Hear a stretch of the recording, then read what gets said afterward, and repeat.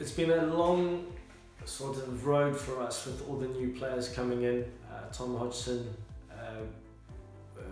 Morgan Ward being missing, Ronnie being injured, Dan Kelly, obviously Curb's been injured. So getting that stability and the understanding of how we want to attack has been the hardest thing to embed in the boys. So I think we've been working really hard just trying to get key principles that we want to attack to embedded within the team and letting them sort of unleash themselves. But within that we needed to get a few key things right to make that click, and it's starting to work now. So the boys have done a lot of work to get to where they are now, but hopefully we can kick on.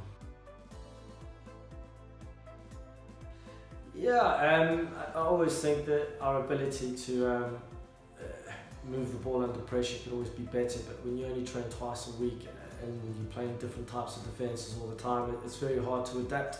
The weather conditions as well don't help, and we are not the biggest backline in the world, so we rely heavily on our ability to move the ball and change direction quite quickly. So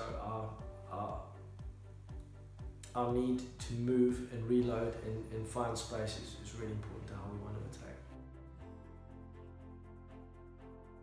Yeah, well, this is the beauty of the one club feature here, is that we train 15 on 15, sometimes 15 versus 15 during practice. So, and then we do our video analysis together. So a lot of the boys are getting the same messages from the second team and third team coaches. So yes, we do have to polish up a few bits and pieces when they come up and they need to get used to the speed, but because they practice against each other, it's boys tend to slot in quite easily, which is very pleasing.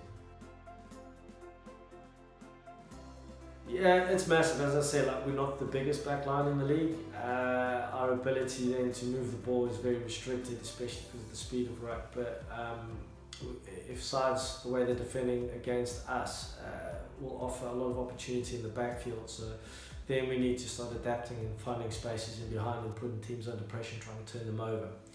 So it's a difficult one because we like to play, but with the weather elements like there were in the beginning of the season, you tend to have to restrict that a little bit. They're a very big pack. They start the game very well. Most games they've started the first half and put on massive points and they fade in the second. So our ability to hold them and keep making them work hard and move them about is key for us.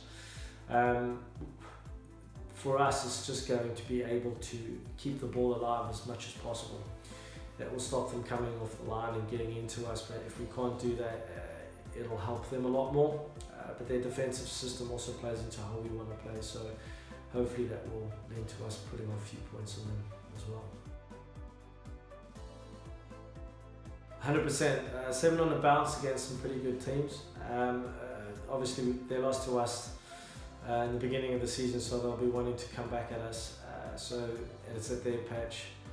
So I'm pretty sure we're going to get both barrels from them, but boys have dealt with this before, so hopefully they'll be up for the challenge. It's massive. The boys have played 16 games on the bounce. That doesn't include the pre-season games and then training on hard pitches in July and August. So I think that for non-professional athletes who aren't conditioned to play that kind of volume, it's incredibly difficult. But we're lucky here that we've got lots of people, but looking at the injury list, it's massive. So getting those 2 weeks off, it's not just the physical, it's the mental break for everyone, not having to look at video, not having to worry about what you're doing on a Friday night. It just tends to let the boys unwind a little bit and come back with some very refreshed vigour.